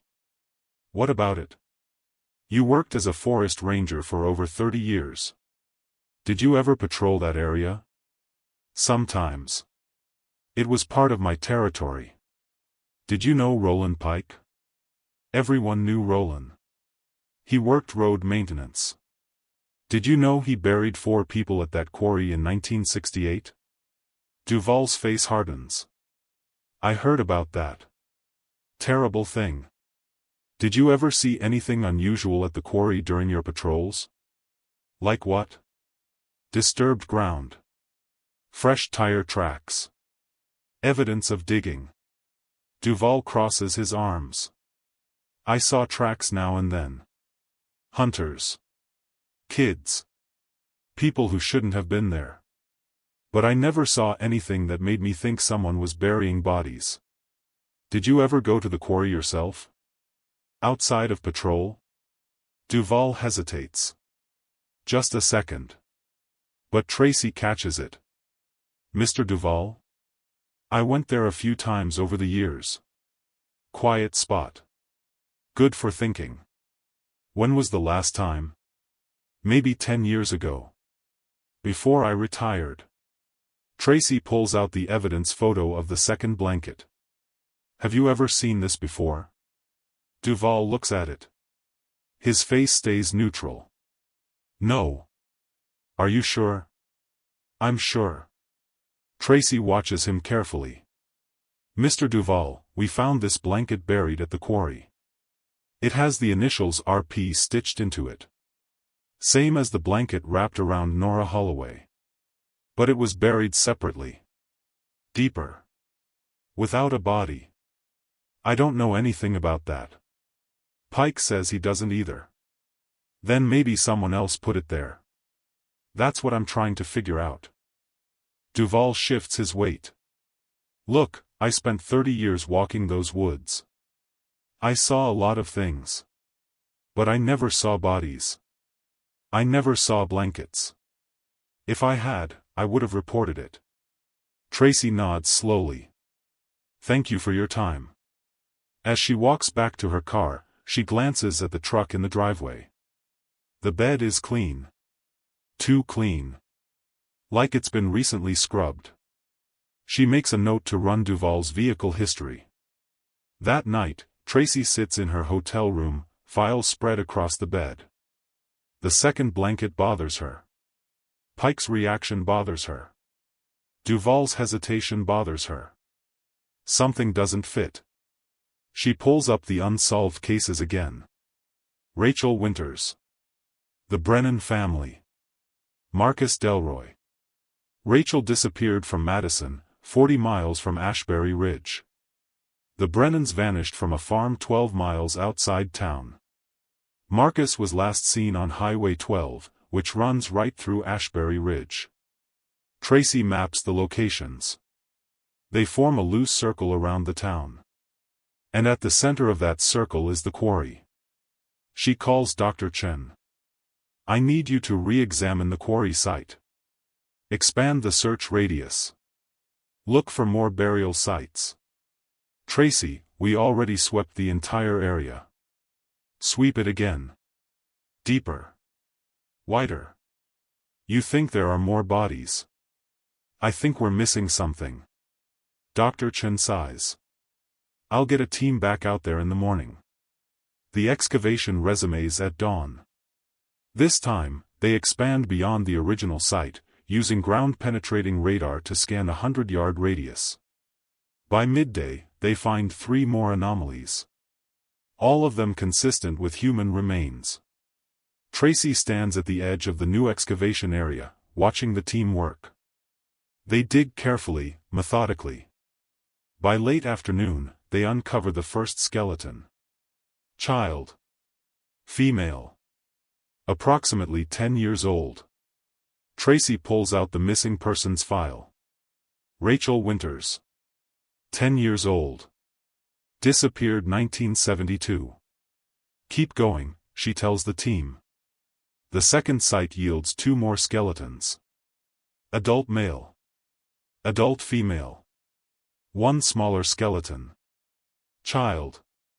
Male. The Brennan family. The third site contains a single skeleton. Teenage male. Marcus Delroy. Tracy's hands shake as she processes what they've found. 8 bodies total. The Holloways. Rachel. The Brennans. Marcus. And all of them buried at the same site Roland Pike used. But Pike died claiming he only killed 4 people. Which means someone else killed the other 4. And buried them in the same place. Tracy drives back to Ashbury Ridge and pulls every piece of evidence related to the new victims. Rachel disappeared from a playground. The Brennans vanished from their farm overnight. Marcus was last seen getting into a vehicle on the highway. No witnesses. No suspects. No leads. Until now. She cross-references the dates. Rachel disappeared 4 years after the Holloways. The Brennans 13 years later. Marcus 19 years later. Someone was using Pike's burial site for decades. And that someone had access to county land. Tracy pulls up Carl Duvall's employment records. He started working as a forest ranger in 1965. 3 years before the Holloways disappeared. He retired in 1998. 9 years after Marcus Delroy vanished. The timeline fits. Tracy requests a warrant to search Duvall's property. A judge signs it within hours. The next morning, Tracy arrives at Duvall's house with 6 deputies and a forensic team. Duvall opens the door, face calm, hands in his pockets. "I was wondering when you'd come back," he says.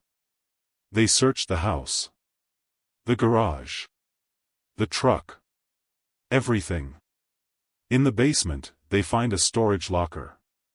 Inside are blankets. 6 of them. All with the initials RP stitched into the edges. Tracy stares at them. "Why do you have Roland Pike's blankets?" Duvall smiles. Slow. Cold. "Because he gave them to me." "Why?" "Because we were partners." The room goes silent. "Partners in what?" Tracy asks. "In controlling what we couldn't own." 2 killers. 1 burial ground. 8 victims. How deep does this go? Let us know your theories in the comments. Subscribe and turn on notifications, you won't want to miss what happens next. Carl Duvall sits in the interrogation room, hands folded on the table, face blank. Tracy sits across from him, recorder running, 2 detectives flanking the door. She slides the evidence photo of the blankets across the table. "You said Roland Pike gave these to you." "Why?" "Because he needed help." "Help with what?" "Burying the Holloways." Tracy leans forward. "You helped him dispose of the bodies?" "I helped him carry them. Dig the graves. Cover them. Pike couldn't do it alone. Not with his leg. So you were an accessory to murder." Duvall shakes his head slowly. "I was more than that." "What does that mean?" "It means Pike didn't kill them alone." Tracy's pulse kicks up. "You're saying you participated in the murders." "I'm saying I was there. I watched. I learned." "Learned what?" Duvall's eyes glint. How easy it was. The detectives shift behind Tracy. She keeps her voice steady. "Did you kill Rachel Winters?" "Yes." "The Brennan family?" "Yes."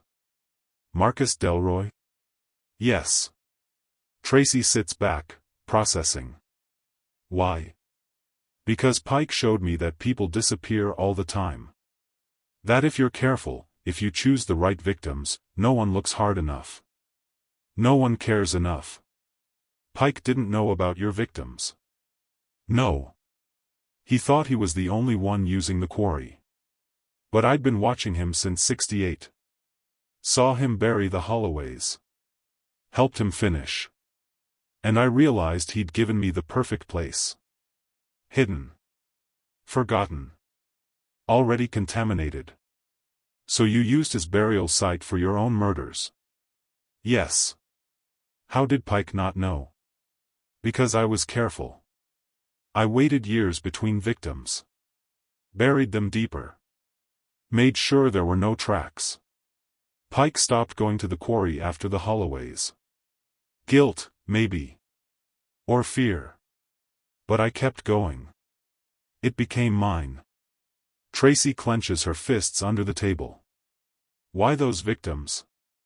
Rachel was 10 years old. She was convenient. Walking home alone from school. Easy to approach. Easy to control. The Brennans? They had land I wanted. Remote. Valuable. They refused to sell. Tracy's stomach turns. "So you killed them for property. Just like Pike."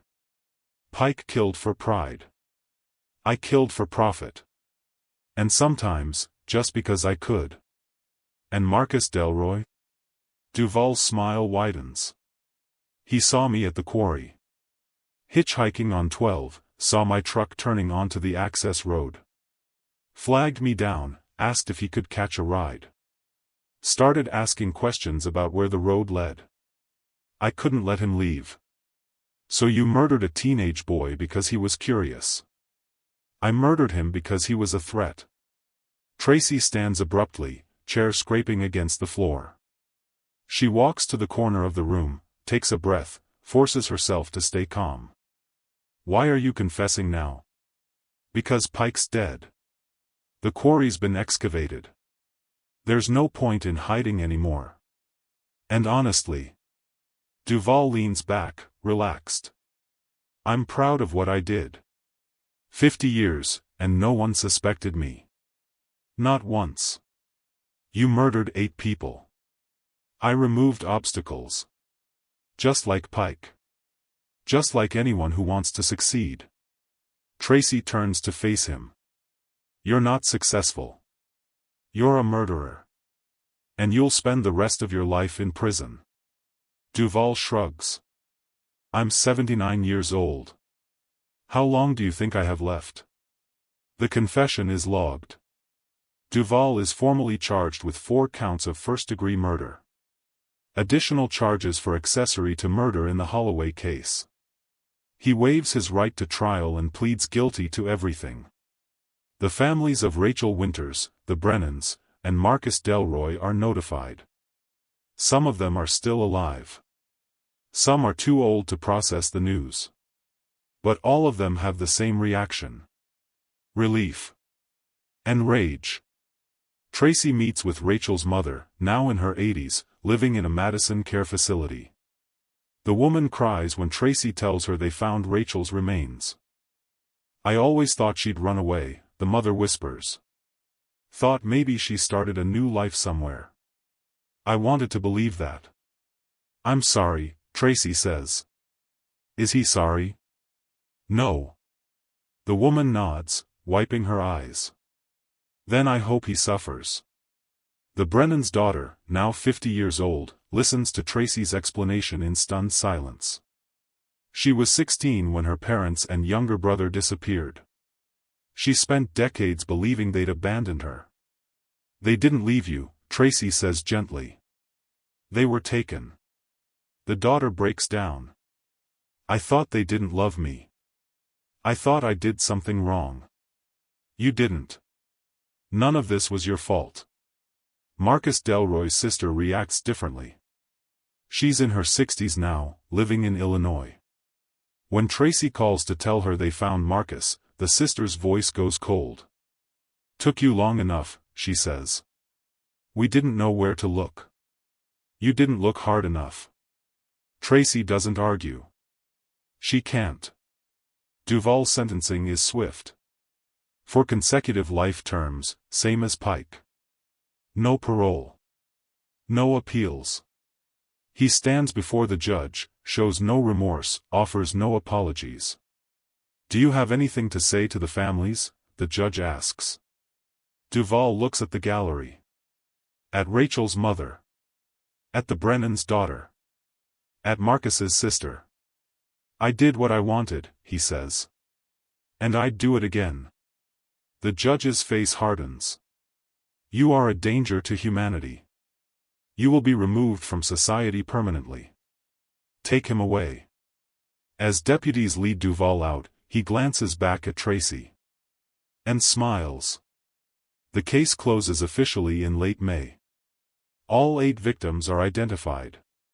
All remains are released to their families. Funerals are held across Wisconsin. Some together. Some separate. Lorraine attends the Holloway burial in Ashbury Ridge, surrounded by family she hasn't seen in years. The 4 caskets are lowered into the ground side by side at First Baptist Cemetery. Pastor Green, now in his 90s, leads the service.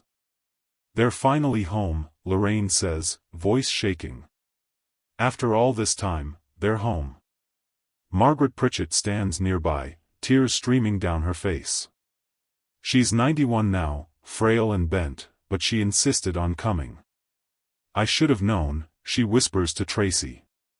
"I lived across the street. I should have known." "You couldn't have known," Tracy says. "But I should have tried harder." Rachel Winters is buried in Madison. The Brennan family in their hometown of Black River Falls. Marcus Delroy in Chicago, where his sister lives. Each funeral is small, quiet, attended by people who never stopped wondering. And finally, they have answers. Tracy writes her final report in early June. She details the investigation, the discoveries, the confessions. She notes the failures, the missed tips, the overlooked evidence, the years of silence. She ends the report with a single line: "Justice delayed is still justice." But it should never take 51 years. Her supervisor calls her into his office the day after she submits the report. "Good work, Bowen," he says. "This case was impossible, and you solved it." "I didn't solve it. Shanice Williams solved it. A clerk digitizing old records. You followed through. That's what mattered." Tracy nods. But she doesn't feel accomplished. She feels exhausted. That night, she drives back to the quarry one last time. The site has been filled in, the ground smoothed over. Wildflowers are starting to grow where the graves used to be. She stands at the edge, looking out over the trees, and thinks about the 8 people who spent decades buried here. Forgotten. Until they weren't. Her phone buzzes. A text from Dr. Chen: "Final lab results confirmed. All 8 victims match the identifications. Case officially closed." Tracy types back, "Thank you." She pockets her phone and walks back to her car. As she drives away from the quarry, she doesn't look back. Some places should be forgotten. But the people buried there never should be. 8 victims. 2 killers. 51 years of silence finally broken. What other cold cases are out there waiting to be solved? Drop your thoughts in the comments. Subscribe and turn on notifications so you never miss a story. Share this with someone who needs to hear it. Together, we keep these voices alive. The headlines run for weeks. 2 killers, 1 burial ground, Ashbury Ridge rocked by decades of murder. 8 victims finally identified in Wisconsin cold case.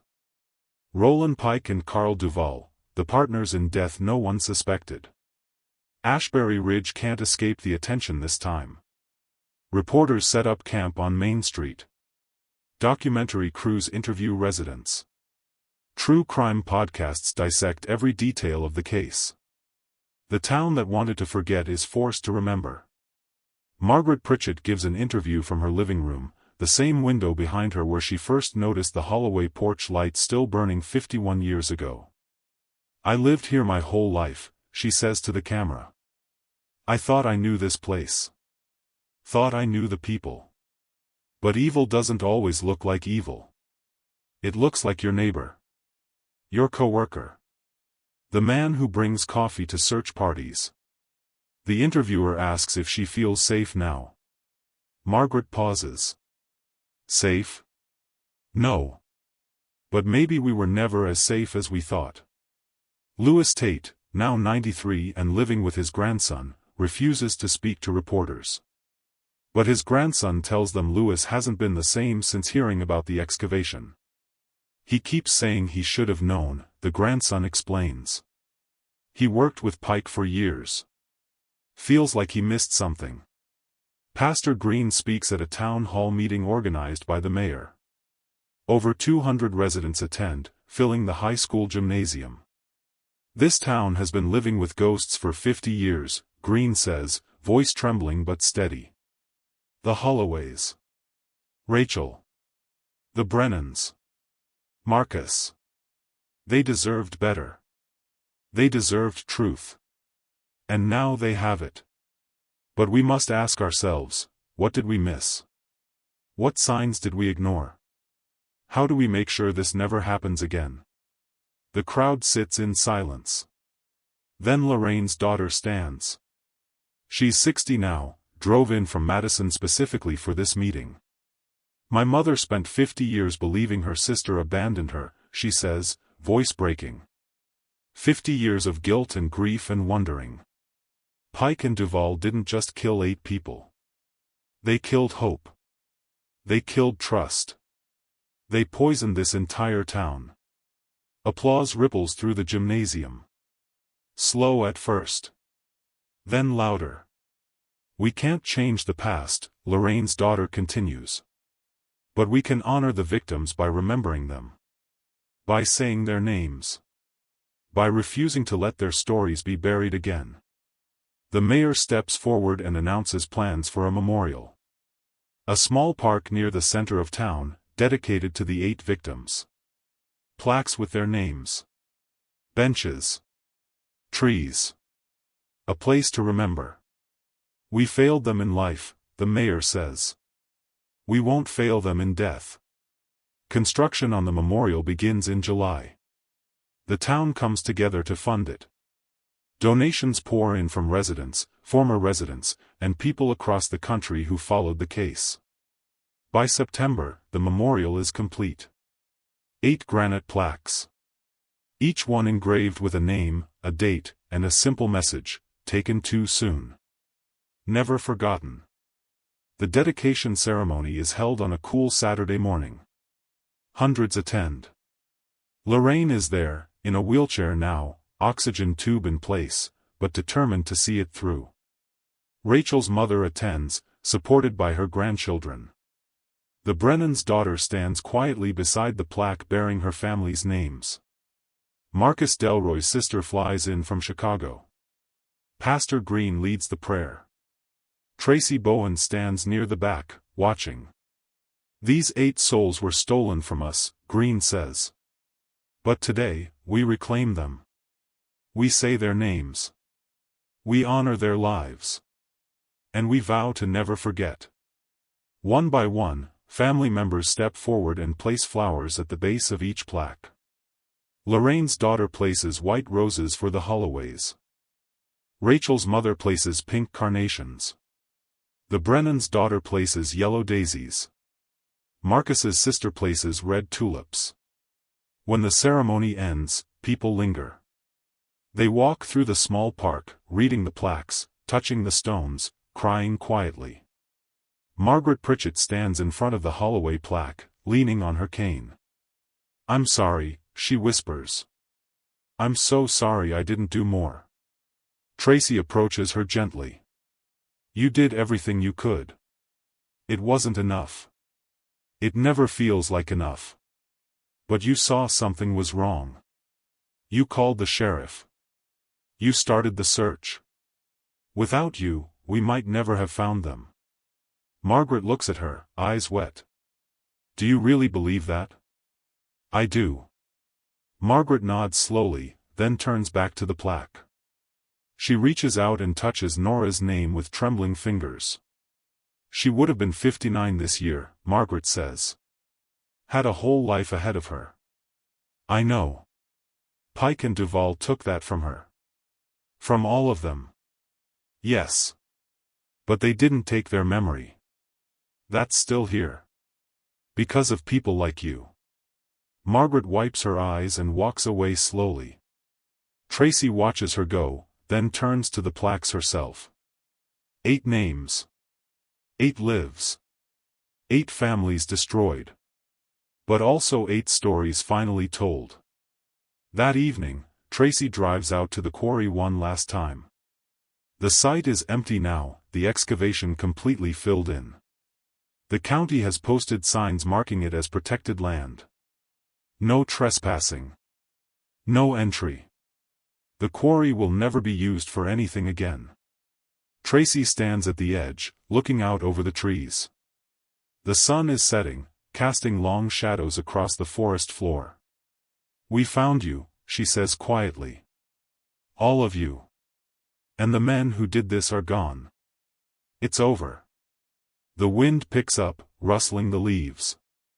Tracy turns and walks back to her car. As she drives away, she thinks about what Lorraine's daughter said at the town hall meeting. Pike and Duval didn't just kill 8 people. They killed hope. They killed trust. But maybe, in finding the victims and bringing the killers to justice, some of that hope and trust can be rebuilt. It won't be easy. It won't be quick. But it's possible. And sometimes, that's enough. The case officially closes in October. Tracy is reassigned to a new investigation. But she keeps copies of the files. Photos of the victims. The memorial dedication program. Reminders that the work matters, even when it takes decades to finish. One afternoon, she gets a call from Shanice Williams, the clerk who started it all. "I just wanted to thank you," Shanice says, "for following through. I almost didn't report that land deed. Almost thought it wasn't important. But you did report it. And because of that, 8 families have answers. Do you think there are more cases like this? More people waiting to be found?" Tracy pauses. "Yes. I do. Then we keep looking." "Yes. We keep looking." They hang up. Tracy stares out her office window, thinking about all the cold cases filed away in basements and storage rooms. All the families still waiting. Still hoping. The work is never finished. But every case solved, every victim found, every truth uncovered, it matters. And Tracy will keep doing it as long as she can. Because justice may be delayed. But it's never too late. 8 lives lost. 8 stories told. Justice after 51 years. This is why we never stop searching. Drop a comment if this story moved you. Subscribe and turn on notifications so you never miss another case. Share this video with someone who believes in the power of truth. Together, we make sure no one is forgotten. The first snow falls on Ashbury Ridge in late November. It comes quietly, dusting the memorial park in white, covering the plaques, the benches, the trees planted in honor of 8 people who should still be alive. Lorraine passes away 3 weeks later. Peacefully, in her sleep, her daughter beside her. She's buried next to Maribel in First Baptist Cemetery, the 2 sisters reunited at last. At the funeral, Lorraine's daughter tells Tracy something her mother said in her final days. She said she could finally rest. That she'd kept her promise to never stop looking, and now Maribel was found. She said it was okay to let go. Tracy attends the service, standing in the back, watching as the town says goodbye to the woman who never gave up. Margaret Pritchett is there too, bundled in layers, leaning heavily on her cane. She places a single white rose on Lorraine's casket before it's lowered into the ground. 2 sisters, Margaret whispers to Tracy. Separated by 50 years of grief. But together now. Tracy nods. She doesn't trust herself to speak. After the funeral, Tracy visits the memorial park. The snow has been cleared from the walkways, but it still clings to the plaques. She brushes it away gently, revealing the names beneath. Eldon Holloway. Maribel Holloway. Calvin Holloway. Nora Holloway. Rachel Winters. Thomas Brennan. Linda Brennan. Samuel Brennan. Marcus Delroy. 8 people. 8 stories. 8 families forever changed. But also 8 names that will never be forgotten. Tracy sits on one of the benches, pulling her coat tighter against the cold. She thinks about the investigation. The excavation. The confessions. The trials. She thinks about Roland Pike, who lived 51 years among the people he betrayed, pretending to care while knowing exactly where the bodies were buried. She thinks about Carl Duval, who learned from Pike's crime and turned it into his own hunting ground. 2 men. 8 victims. Decades of lies. But the truth came out. Eventually. It always does. Her phone buzzes. A text from Dr. Chen, just heard about Lorraine. Sorry for your loss. She fought hard for her sister. Tracy types back, she did. And she won. Because that's what this is. A win. Not in the way anyone wanted. Not in the way that brings the victims back or erases the pain. But in the way that says, we saw you. We remembered you. We fought for you. And that matters. Tracy stands and walks through the park one more time, reading each plaque, saying each name aloud. Eldon. Maribel. Calvin. Nora. Rachel. Thomas. Linda. Samuel. Marcus. She pauses. You're not forgotten. You never will be. As she walks back to her car, she notices a group of middle school students entering the park with their teacher. They're on a field trip, learning about the case, learning about the importance of vigilance and speaking up when something feels wrong. The teacher gathers the students near the plaques and begins explaining what happened here. These 8 people were taken from their families, the teacher says. Not because they did anything wrong. But because 2 men chose violence over humanity. This memorial exists so we never forget. So we never stop asking questions. So we never ignore the signs. One of the students raises her hand. Did they ever catch the bad guys? Yes. It took 50 years, but they were caught. And they'll never hurt anyone again. Another student asks, why did it take so long? The teacher hesitates. Then she says, because sometimes people don't want to believe that someone they know could do something terrible. Because sometimes evidence gets missed. Because sometimes the truth is buried so deep, it takes decades to dig it up. But the important thing is, it was dug up. Justice was served. And these 8 people finally got the dignity they deserved. Tracy watches from a distance. Then she gets in her car and drives away. The case is closed. But the impact will last generations. Children in Ashbury Ridge will grow up knowing this story. They'll learn to trust their instincts. They'll learn to speak up. They'll learn that silence protects monsters.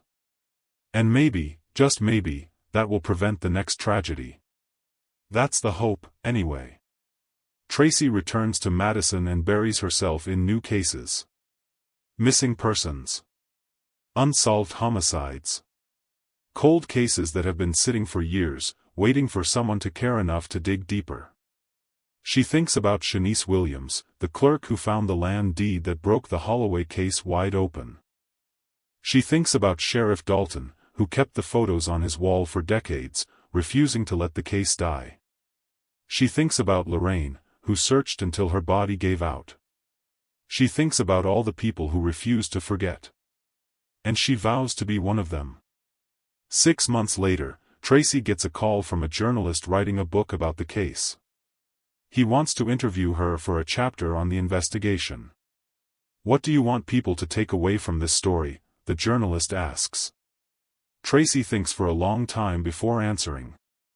I want them to know that every missing person matters. Every cold case matters. Every family waiting for answers matters. And I want them to know that even when it takes 50 years, even when it feels impossible, the truth can still come out. Justice can still be served. People can still be found. Do you think there are other burial sites out there? Other Roland Pikes and Carl Duvalls? Yes. Absolutely. Does that scare you? It motivates me. The journalist finishes the interview and thanks her. The book is published 8 months later. It becomes a bestseller. The Ashbury Ridge case is featured in documentaries, podcasts, and television specials. The story reaches millions of people. And because of that, 3 other cold cases are reopened. Tips come in. Evidence is re-examined. Families who thought they'd never get answers start to hope again. One of those cases is solved within a year. A woman missing since 1983 is found buried on property owned by a deceased suspect. Her family finally gets to bring her home. They credit the Ashbury Ridge case for inspiring them to push for a new investigation. Tracy attends that funeral too. She stands in the back, watching another family find closure, and she thinks about the ripple effect. One case solved leads to another. One truth uncovered leads to more. The work is never finished. But it's always worth doing. On the one-year anniversary of the Holloway discovery, Ashbury Ridge holds a vigil at the Memorial Park. Candles are lit. Names are read. Prayers are spoken. Tracy is invited but declines. This moment belongs to the families. To the town. To the people who lived through the nightmare and came out the other side. She watches the news coverage that night from her apartment. The camera pans across the memorial, showing the plaques, the flowers, the candles flickering in the cold December wind. The reporter interviews Lorraine's daughter, who speaks through tears. My mother spent 50 years waiting for this moment. She's not here to see it, but I know she's at peace. We all are. Because they're not missing anymore. They're home. The screen cuts to Margaret Pritchett, now 92, sitting in her living room. I think about them every day, Margaret says. I'll think about them every day until I die. But now when I think about them, I don't just think about the horror. I think about the justice. And that helps. The segment ends. Tracy turns off the television and sits in the quiet. She thinks about the 8 victims. About the families. About the town. About the way darkness can hide for decades, but light always finds a way through. Even if it takes 50 years. She opens her laptop and pulls up the list of unsolved cases in Wisconsin. Hundreds of names. Hundreds of families still waiting. She picks one at random. A woman missing since 1976. No leads. No evidence. Filed away and forgotten. Tracy starts reading. Because someone has to remember. Someone has to care. Someone has to keep digging. And as long as there are cases to solve, as long as there are families waiting for answers, Tracy Bowen will keep working. Because justice may be delayed. But it's never, ever too late. The snow falls harder now, blanketing Ashbury Ridge in white. The memorial park sits quiet, empty except for the plaques and the candles left behind from the vigil. 8 names carved in stone. 8 lives remembered. 8 stories that will never be buried again. And somewhere in the darkness, someone lights a candle for the next missing person. The next cold case. The next truth waiting to be uncovered. Because this story isn't just about the past. It's about the future. It's about every person still missing. Every family still waiting. Every case still unsolved. It's about refusing to give up. Refusing to forget. Refusing to let evil win. And that's a fight worth having. Every single time. But there's one more thing. One final detail that Tracy discovered in the last excavation report. Something Dr. Chen mentioned in passing but never followed up on. The second blanket, the one with RP stitched into it that was buried separately, was folded differently than the one wrapped around Nora. And beneath it, deeper in the ground, they found something else. A small photograph. Protected in plastic. Too deteriorated to identify clearly, but the lab is still working on it. A photograph of a child. A child no one has identified yet. Which raises one final question. One that keeps Tracy awake at night. One that she can't answer yet. Were the 8 victims really all there were? Or is there still someone out there, waiting to be found? 8 victims found. 8 families given closure. But one photograph remains unidentified. One more child who might still be missing. One more story waiting to be told. This is why we keep searching. Why we keep sharing these stories. Why we never stop asking questions. If this case moved you, inspired you, or made you think differently about the missing and the forgotten, leave a comment. Share your thoughts. Tell us where you're watching from. Subscribe and turn on notifications so you never miss another story. Because every case matters. Every person matters. Every truth waiting to be uncovered matters. Share this video with someone who needs to hear it. Someone who believes in justice. Someone who refuses to forget. Together, we keep these voices alive. Together, we make sure no one is left behind. Thank you for watching. Thank you for caring. Thank you for being part of the search for truth. Until next time, stay vigilant. Stay compassionate. And never stop asking questions. Because the next case could be the one that changes everything.